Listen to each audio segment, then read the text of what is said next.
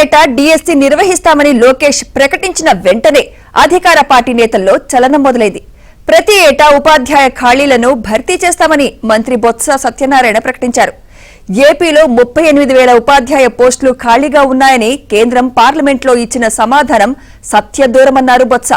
ఉపాధ్యాయ నియామక పోస్టుల భర్తీ కోసం డిఎస్సి నోటిఫికేషన్ ప్రక్రియను మంత్రి ప్రారంభించారు.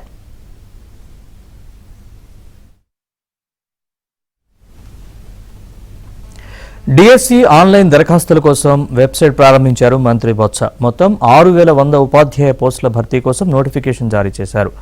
మార్చి 15 నుంచి 30 వరకు సెలవు రోజులు మినహా పరీక్షలు జరుగుతాయన్నారు. వెబ్సైట్ ద్వారా అభ్యర్థులు ఆన్లైన్లో దరఖాస్తు చేసుకోవాలని మంత్రి సూచించారు.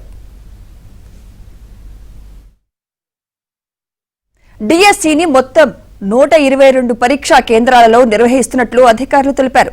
ఈ నెల 21 వరకు ఆన్లైన్లో ఫీజు చెల్లించవచ్చని, అలాగే దరఖాస్తులకు ఫిబ్రవరి 22 తుది గడువుగా ప్రకటించారు. ఫిర్యాదుల స్వీకరణ, పరిష్కారం కోసం ప్రత్యేక హెల్ప్ డెస్క్ ఏర్పాటు చేశారు. స్కూల్ అసిస్టెంట్ పోస్టులు అండ్ టీజీటీ కలిపి 3,543 పోస్టులు ఉన్నాయి.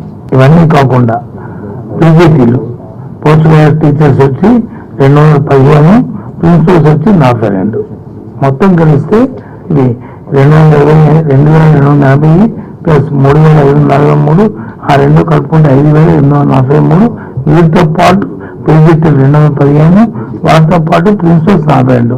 మొత్తం కలిసి టోటల్ వచ్చి 6,100 పోస్టులని మనకు డిఎస్సిని ప్రకటించబోతున్నాం అనే విషయాన్ని